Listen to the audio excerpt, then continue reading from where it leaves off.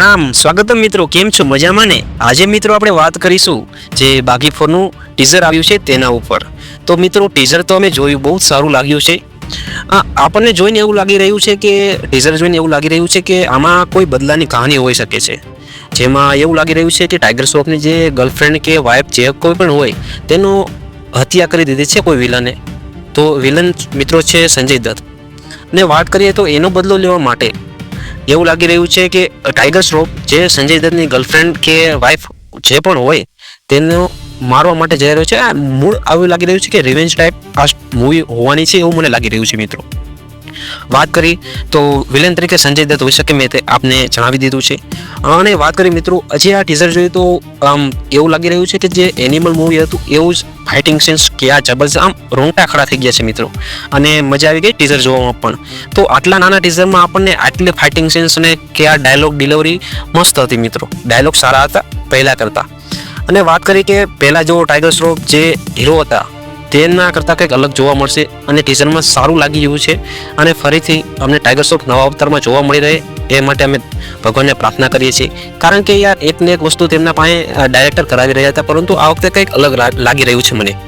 અને બાકી મૂવીથી કંઈક અલગ લાગી રહી છે જે ટાઈગર શ્રોફની હતી એ મેં આપને બતાવ્યું.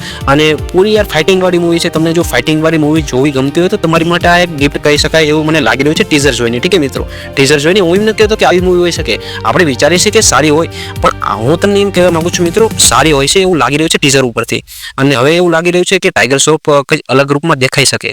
તો તમને શું લાગી રહ્યું છે મિત્રો? કંઈક અલગ રૂપમાં દેખાઈ શકશે? બીજી વાત મિત્રો કે અને અલગ લાગી શકશે તો તમે કોમેન્ટ સેક્શનમાં જરૂર જણાવો કે તમને લાગી રહ્યું છે કે કમબેક કરી શકશે. બીજી વાત મિત્રો કે મેં એક આમાં ટીઝરમાં એક વસ્તુ નોટિસ કરી છે કે યાર શું વાત કરીએ મિત્રો કે હિરોઈન પણ શું યાર મારધાર ફાઇટિંગ કરી રહી છે. આપને એક બે કટ્સ દેખાડવામાં આવ્યું છે, એમાં કેવી ફાઇટિંગ કરી રહી છે વાત જવા દો. એમ કંઈક અલગ લાગી રહ્યું છે કે આવું આપણે ગુજરાતી ફિલ્મ ઇન્ડસ્ટ્રીમાં પણ નહીં, અને હિન્દી ફિલ્મ ઇન્ડસ્ટ્રી કે સાઉથ ફિલ્મ ઇન્ડસ્ટ્રીમાં આવું ઓછું જોવા મળ્યું છે પણ ઓછું જોવા મળ્યું છે. પરંતુ આમાં જોવાથી કંઈક અલગ જ લાગ્યું અને આમ કંઈક અલગ જ માઇન્ડ બ્લોઈંગ વાત જવા દો મિત્રો, કંઈક અલગ જ લાગ્યું છે. અને ટીઝરની વાત કરીએ તો મને સારું લાગ્યું છે, પરંતુ હું એ વિચારું છું કે મૂવી પણ સારી આવે.